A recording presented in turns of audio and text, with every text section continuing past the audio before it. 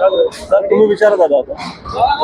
नारेगावमध्ये कारवाई चालू आहे, कशा पद्धतीने कारवाई चालू आहे? आजची नारेगावची जी कारवाई आहे ती जय भवानी चौकापासून ते आपल्या नारेगाव डम्पिंग ग्राउंड इथपर्यंत कारवाई चालू आहे.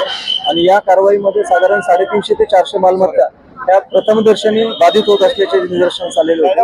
त्यानुसार आपण आवाहन केल्यानंतर साधारण एक 150 घरामध्ये लोकांनी स्वतःहून काढून घेतलेले आहे. पण एक 200 ते 225 दरम्यान अद्यापही मालमत्ता इथं बाधित होतील आणि त्या काढण्याचं महानगरपालिकेतर्फे आज रोजी कारवाई चालू आहे. किती जेसीबी आहेत?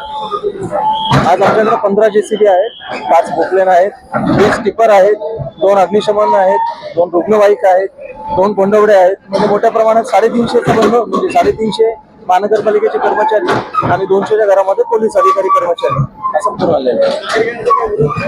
सुरुवातीला त्यांना फक्त एक फिजिकल मार्किंग घेणं अपेक्षित होतं असं त्यांचं म्हणणं होतं. त्यांच्या विनंतीला मान दिला आम्ही आणि दुपारपर्यंत त्यांना जी अपेक्षित असलेली आम्ही टोटल स्टेशन सर्वे केलेलं होतं, पण त्यांना प्रत्यक्ष फिजिकल मार्किंग अपेक्षित होती. त्यानुसार आम्ही फिजिकल मार्किंग करून दिलेली आणि दिल्यानंतर त्यांची जेव्हा तक्रार पेटली तेव्हा त्यांनी सहकार्य करण्याची भूमिका घेतलेली. नागरिकांच्या तक्रारी रस्ता लवकर करावा. बरं काही नागरिकांचे घर सुद्धा महानगरपालिकेने पाडण्याचा निर्णय घेतलेला आहे.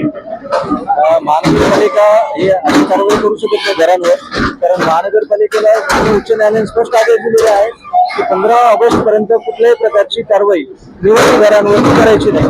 त्यामुळे आम्ही निवासी घर असतील, शाळा असतील, शासकीय कार्यालय असतील, रुग्णालय असतील या ठिकाणी आम्ही कारवाई 15 ऑगस्ट करणार नाही आहोत. आम्ही त्यांना नोटीस देऊन आवाहन करतोय की ते स्वतःहून त्यांनी काढून घ्यावं.